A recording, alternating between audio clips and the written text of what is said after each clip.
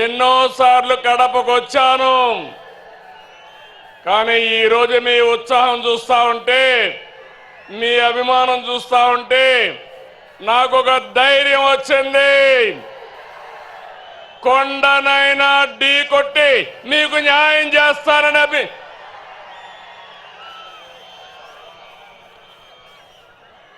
చాలా మీటింగులు పెట్టాం, మహానాడులు. ఈరోజు మహానాడు కడపలో చూస్తున్నా.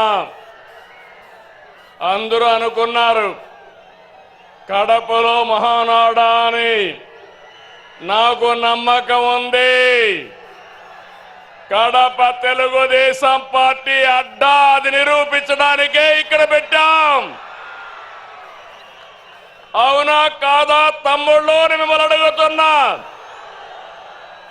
అవును అంటే గట్టిగా చెప్పండి, చప్పట్లు కొట్టండి, హర్షాన్ని తెలియజేయండి.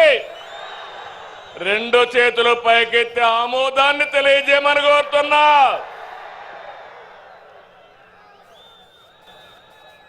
ఒక్కోసారి జీవితాల్లో కొన్ని సంఘటనలు జరుగుతాయి. ఈరోజు కడప సంఘటన చూసిన తర్వాత మీరందరూ కూడా మంచి చేస్తే శాశ్వతంగా అండగా ఉంటామని మరొక్కసారి నిరూపించారు. 2 రోజుల మహానాడు జాతర. నేను చాలా మహానాడులు చూశాను. కార్యకర్తలు కూడా ఒక రకంగా వచ్చేవారు, కానీ ఈసారి మాత్రం ప్రతి క్షణం అనుక్షణం చాలా శ్రద్ధగా కూర్చున్నారు. బ్రహ్మాండంగా జయప్రదం చేశారు. ఈరోజు ఉదయం నేను చూస్తున్నా అన్ని దారులు కడప వైపే. కడప దిగ్బంధం అయిపోయింది. ఈ గ్రౌండ్ చూస్తే తెల్లవారితోనే ఫుల్ అయిపోయింది. ఈరోజు ఎప్పుడు కూడా మన మీటింగులు టైం కంటే ఒక అర్ధ గంట ఆలస్యంగా జరిగేది, కానీ ఈసారి మాత్రం టైం కంటే 3 గంటల ముందే మన మీటింగ్ ప్రారంభమైంది.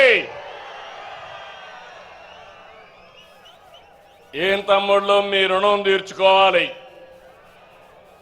కూటమి ప్రభుత్వం ఏర్పడ్డాక మొదటి మహానాడు దేవుని కడపలో జరిగింది. రెస్పాన్స్ అదిరింది, సూపర్ హిట్ అయింది. ఇక్కడ ఒక విషయం మీకు చెప్పాలి. గత ఏడాది 2వ తేదీ ప్రజాగళం ఎన్నికల సభలో కడపకొచ్చాను. ఆ రోజు ఒక మాట చెప్పాను, కడప రాజకీయం మారుతోంది, కడప గడపలో మార్పు స్పష్టంగా కనిపిస్తుందని ఆ రోజు చెప్పాను. అది మీరు చూస్తే అహంకారంతో విర్రవీగే వారికి ఎన్నికల్లో కడప జిల్లా ప్రజలు అద్భుత చైతన్యంతో తీర్పు చెప్పారు. ఈ ఎన్నికల్లో ఒక కడపే కాదు, రాష్ట్రం ప్రతి ప్రాంతం అద్భుతమైన విజయాన్ని సాధించాం.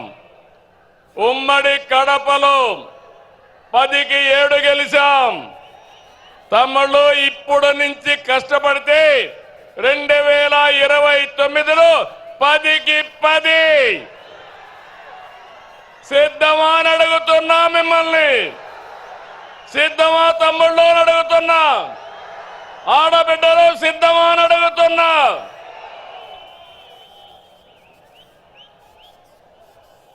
ఈ ఎన్నికల్లో రాయలసీమ ప్రజలు అద్భుతమైన తీర్పిచ్చారు. 52 సీట్లకి 45 సీట్లు కూటమిని గెలిపించారు. ఇందులో టీడీపీ 40 దాకా గెలిపించారు. వైసీపీకి రాయలసీమలో 7 సీట్లు వస్తే తెలుగుదేశం కూటమికి ఒక్క ఉమ్మడి కడప జిల్లాలో 7 సీట్లు గెలిపించారు. ప్రజా తీర్పు మళ్ళీ మనకు ఒక బాధ్యత గుర్తు చేసింది. కానీ ఈ తీర్పును మనం అర్థం చేసుకున్నాం.